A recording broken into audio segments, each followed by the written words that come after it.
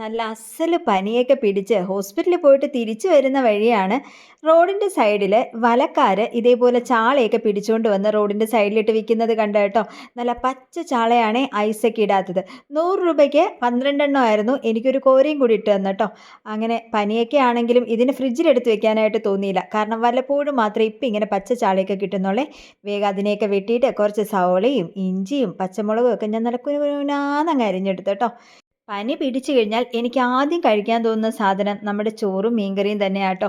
വേറെ ഒന്നും എനിക്ക് കഴിക്കാൻ തോന്നത്തില്ല. എനിക്കപ്പം ചോറും മീൻകറിയും കഴിക്കണം കേട്ടോ. അപ്പോൾ ഇന്ന് ചോറും മീൻകറിയും കഴിക്കാം എന്ന് വിചാരിച്ചിട്ടാണ് ഞാനിത് ചെയ്യാൻ തുടങ്ങിയെങ്കിലും എനിക്ക് ഇത്രയൊക്കെ ആയിക്കഴിഞ്ഞപ്പോൾ, അതായത് മീനൊക്കെ വെട്ടി കഴിഞ്ഞപ്പോൾ തന്നെ തീരെ വയ്യാണ്ടായി. പിന്നെ എങ്ങനെയെങ്കിലും ഇതൊന്ന് വെച്ച് കഴിച്ചാൽ മതിയെന്ന് തോന്നി. പിന്നെ നേരെ ചട്ടി അടുപ്പിലോട്ട് വെച്ച് നമ്മൾ അരിഞ്ഞ സാധനങ്ങളെല്ലാം ഇട്ടിട്ട് അതൊന്ന് മൂപ്പിച്ചെടുത്തു. അതിലേക്ക് കുറച്ച് മല്ലിപ്പൊടിയും കുറച്ച് കുരുമുളക് പൊടിയും കുറച്ച് മഞ്ഞൾപ്പൊടിയും കൂടി ഇട്ട് അതൊന്ന് മൂത്ത് വന്നപ്പോൾ ആവശ്യത്തിനുള്ള വെള്ളം ചേർത്ത് കൊടുത്തിട്ട് അതിലേക്ക് കുടംപുളിയും ഇട്ടിട്ടാണ് ഞാൻ ഈ കറി വയ്ക്കാൻ പോകുന്നത്. ഇപ്പം നിങ്ങൾക്ക് മനസ്സിലായില്ലേ ഞാൻ കുരുമുളക് ഇട്ട് വയ്ക്കുന്നതെന്ന് പറഞ്ഞത്? ഇവിടെ ഏട്ടൻ്റെ അമ്മ എൻ്റെ അടുത്ത് എപ്പോഴോ പറഞ്ഞിട്ടുണ്ട് കേട്ടോ, ഇങ്ങനെ കുരുമുളക് പൊടി ഇട്ടിട്ട് ചാള വെക്കും, ഇങ്ങനെ പറ്റിച്ച് വെക്കുന്നത് നല്ല ടേസ്റ്റാന്നൊക്കെ ഇങ്ങനെ പറഞ്ഞിട്ടുണ്ടേ. അപ്പോൾ അത് മനസ്സിൽ വെച്ചുകൊണ്ടാണ് ഞാൻ ഈ കറി ചെയ്യാനായിട്ട് തുടങ്ങിയത്. അങ്ങനെ നമ്മുടെ കുടംപുളിയും ഒക്കെ ഇട്ട് കഴിഞ്ഞ് ആവശ്യത്തിന് ഉപ്പും ഒക്കെ ഇട്ട് അതൊന്ന് നല്ല തിളച്ച് വന്നപ്പോഴത്തേക്കും നമ്മുടെ മീനും കൂടി പെറുക്കിയിട്ട് കേട്ടോ.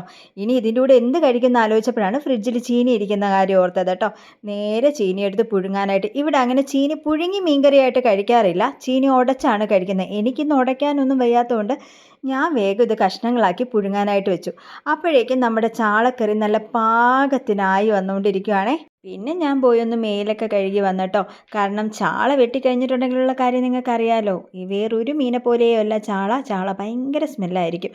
അതുകൊണ്ട് പോയി ഞാനൊന്ന് മേലൊക്കെ കഴുകി വന്നപ്പോഴത്തേക്കും നമ്മുടെ മീനൊക്കെ ഇങ്ങനെ പറ്റി നല്ല സെറ്റായിട്ട് ഇരിപ്പുണ്ട് കേട്ടോ. പിന്നെ ഞാനൊന്നും നോക്കിയില്ല, വേഗം തന്നെ കഴിക്കാനായിട്ട് എടുത്തു കേട്ടോ. നല്ല ചൂട് കട്ടൻ ചായയും കൂടി ഇതിൻ്റെ കൂടെ കുടിക്കാനായിട്ട് ഇട്ടിട്ടുണ്ടായിരുന്നു. അതിൻ്റെ വീഡിയോ ഇതിനകത്ത് ആഡ് ചെയ്യാൻ പറ്റിയില്ല, ഞാൻ വീഡിയോ എടുത്തില്ലായിരുന്നേ. അങ്ങനെ ഞാൻ നേരെ കഴിക്കാനായിട്ട് പോവുകയാണ്. ഞാൻ അങ്ങോട്ട് കഴിച്ച് നോക്കിയപ്പോൾ ഉണ്ടല്ലോ, നല്ല കിടിലൻ ടേസ്റ്റ് ആയിരുന്നു കേട്ടോ. ഒന്നും പറയാനില്ല, നല്ല അടിപൊളി ടേസ്റ്റ് ആയിരുന്നു. ആ പച്ച ചാളയും കൂടി ആയതുകൊണ്ടാണെന്ന് തോന്നുന്നു ഇത്രയും ടേസ്റ്റ് കേട്ടോ. അപ്പോൾ നിങ്ങളെല്ലാവരും ഒന്ന് ട്രൈ ചെയ്ത് നോക്കാം കേട്ടോ. അപ്പോൾ പുതിയൊരു വീഡിയോ ആയിട്ട് നമുക്ക് വീണ്ടും കാണാം. ബൈ.